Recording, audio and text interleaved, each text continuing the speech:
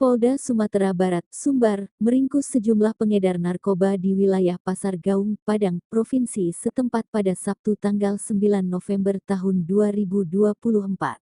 Kawasan itu menjadi target utama operasi kepolisian lantaran diduga menjadi sarang peredaran barang haram tersebut.